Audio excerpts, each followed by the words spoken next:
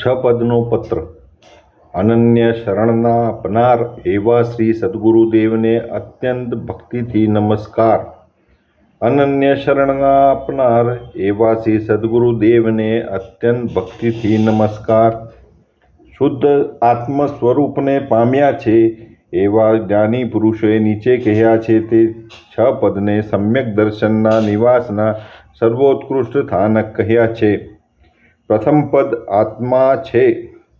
જેમ ઘટપટ આદિ પદાર્થો છે તેમ આત્મા પણ છે.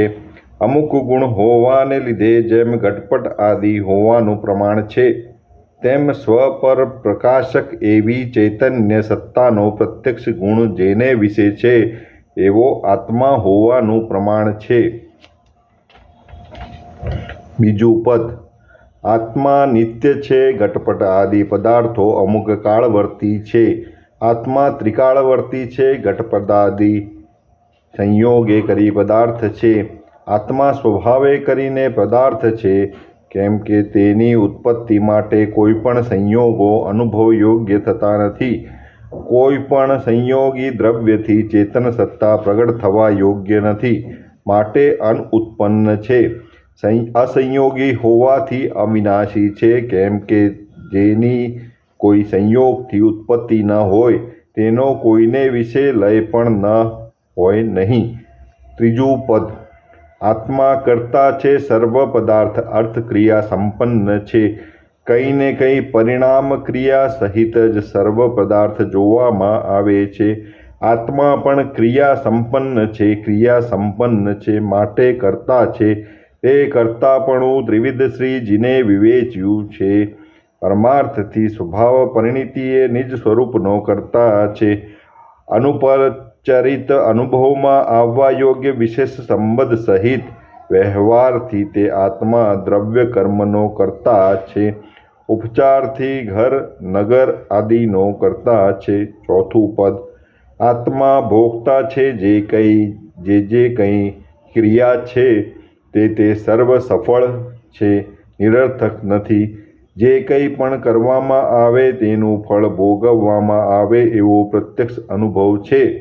વિષ ખાવાથી વિષનું ફળ, સાકર ખાવાથી સાકરનું ફળ, અગ્નિસ્પર્શથી તે અગ્નિસ્પર્શનું ફળ, હિમને સ્પર્શ કરવાથી હિમ સ્પર્શનું જેમ ફળ થયા વિના રહેતું નથી, તેમ કષાયાદિ કે અકષાયાદિ જે કંઈ પણ પરિણામે આત્મા પ્રવર્તે તેનું ફળ પણ થવા યોગ્ય છે અને તે થાય છે.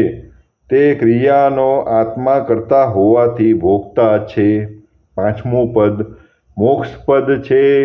જે અનુપચરિત વ્યવહારથી જીવને કર્મનું કર્તાપણું નિરૂપણ કર્યું. કર્તાપણું હોવાથી ભોગતાપણું નિરૂપણ કર્યું. તે કર્મનું ટળવાપણું પણ છે. કેમ કે પ્રત્યક્ષ કષાયાદિનું તીવ્રપણું હોય પણ તેના અનભ્યાસથી, તેના અપરિચયથી, તેને ઉપશમ કરવાથી તેનું મંદપણું દેખાય છે. તે ક્ષીણ થવા યોગ્ય દેખાય છે, ક્ષીણ થઈ શકે છે. તે બંધ ભાવ ક્ષીણ થઈ શકવા યોગ્ય હોવાથી તેથી રહિત એવો જે શુદ્ધ આત્મ સ્વભાવ તે રૂપ મોક્ષ પદ છે. છઠ્ઠું પદ તે મોક્ષનો ઉપાય છે. જો કદી કર્મબંધ માત્ર થયા કરે એમ જ હોય તો તેની નિવૃત્તિ કોઈ કાળે સંભવે નહીં. પણ કર્મબંધથી વિપરીત સ્વભાવવાળા એવા જ્ઞાન દર્શન સમાધિ વૈરાગ્ય ભક્ત્યાદિ સાધન પ્રત્યક્ષ છે. જે સાધનના બળે કર્મબંધ શિથિલ થાય છે, ઉપશમ પામે છે, ક્ષીણ થાય છે, માટે તે જ્ઞાન દર્શન સંયમાદિ મોક્ષપદના ઉપાય છે. શ્રી જ્ઞાની પુરુષોએ સમ્યક દર્શનના મુખ્ય નિવાસભૂત કહ્યા એવા આ છ પદ અત્રે સંક્ષેપમાં જણાવ્યા છે. સમીપ મુક્તિગામી જીવને સહજ વિચારમાં તે સપ્રમાણ થવા યોગ્ય છે. પરમ નિશ્ચયરૂપ જણાવા યોગ્ય છે. તેનો સર્વ વિભાગે વિસ્તાર થઈ તેના આત્મામાં વિવેક થવા યોગ્ય છે. આ છ પદ અત્યંત સંદેહ રહિત છે એમ પરમ પુરુષે નિરૂપણ કર્યું છે. એ છ પદનો વિવેક જીવને સ્વસ્વરૂપ સમજવાને અર્થે કહ્યો છે. અનાદિ સ્વપ્ન દશાને લીધે ઉત્પન્ન થયેલો એવો જીવનો અહંભાવ મમત્વ ભાવ તે નિવૃત્ત થવાને અર્થે આ 6 પદની જ્ઞાની પુરુષોએ દેશના પ્રકાશી છે. તે સ્વપ્ન દશાથી રહિત માત્ર પોતાનું સ્વરૂપ છે. એમ જો જીવ પરિણામ કરે તો સહજ માત્ર મતે જાગૃત થઈ સમ્યક દર્શનને પ્રાપ્ત થાય. સમ્યક દર્શનને પ્રાપ્ત થઈ સ્વસ્વભાવ રૂપ મોક્ષને પામે. કોઈ વિનાશી અશુદ્ધ અને અન્ય એવા ભાવને વિશે તેને હર્ષ શોક સંયોગ ઉત્પન્ન ન થાય. તે વિચારે સ્વસ્વરૂપને વિશે જે શુદ્ધપણું સંપૂર્ણપણું અવિનાશીપણું અત્યંત આનંદપણું અંતર રહિત એના અનુભવમાં આવે છે. સર્વ વિભાવ પર્યાયમાં માત્ર પોતાને અધ્યાસથી એક્યતા થઈ છે. તેથી કેવળ પોતાનું ભિન્નપણું જ છે એમ સ્પષ્ટ પ્રત્યક્ષ અત્યંત પ્રત્યક્ષ અપરોક્ષ તેને અનુભવ થાય છે. વિનાશી અથવા અન્ય પદાર્થના સંયોગને વિશે તેને ઇષ્ટ અનિષ્ટપણું પ્રાપ્ત થતું નથી. જન્મ જરા મરણ રોગ આદિ બાધા રહિત સંપૂર્ણ મહાત્મ્યનું ઠેકાણું એવું નિજ સ્વરૂપ જાણી વેદી તે કૃતાર્થ થાય છે. જે પુરુષોને એ 6 પદ સપ્રમાણ એવા પરમ પુરુષના વચને આત્માનો નિશ્ચય થયો છે તે પુરુષો સર્વ સ્વરૂપને પામ્યા છે. આધિ વ્યાધિ ઉપાધિ સર્વ સંગથી રહિત થયા છે થાય છે અને ભવિકાળમાં પણ તેમ જ થશે. જે સત્પુરુષોએ જન્મ જરા મરણનો નાશ કરવા વાળો સ્વસ્વરૂપમાં સહજ અવસ્થાન થવાનો ઉપદેશ કહ્યો છે તે સત્પુરુષોને અત્યંત ભક્તિથી નમસ્કાર છે. તેની નિષ્કારણ કરુણાને નિત્ય પ્રત્યે નિરંતર સ્તવવામાં પણ આત્મ સ્વભાવ પ્રગટે છે.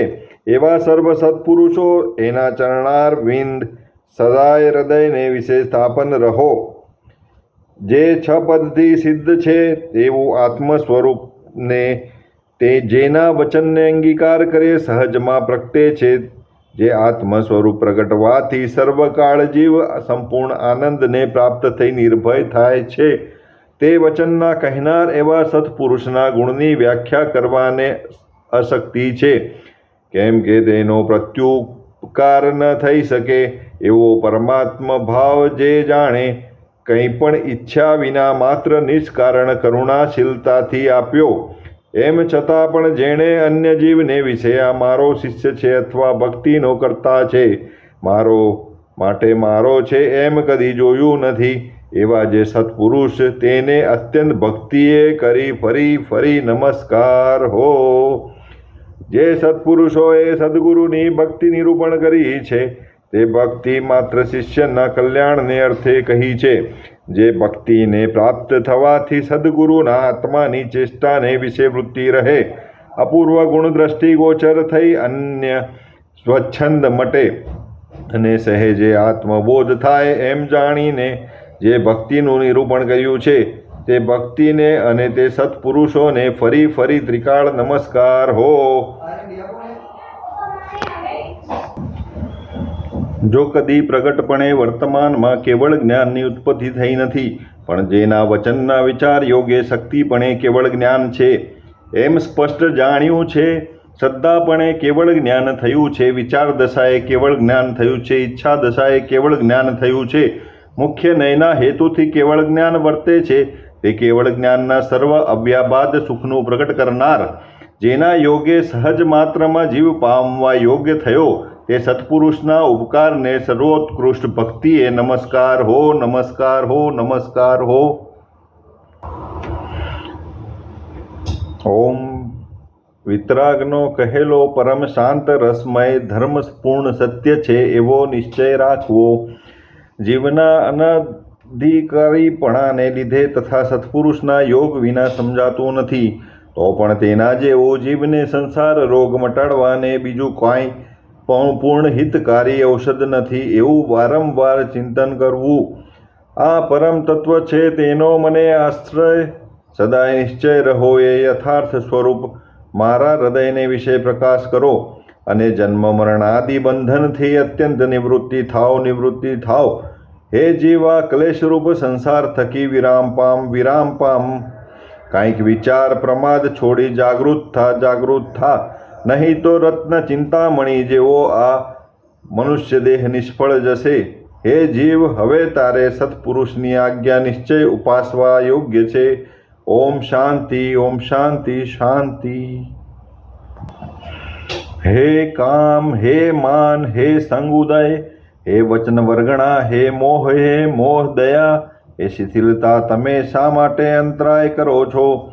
પરમ અનુગ્રહ કરીને હવે અનુકૂળ થાઓ, અનુકૂળ થાઓ.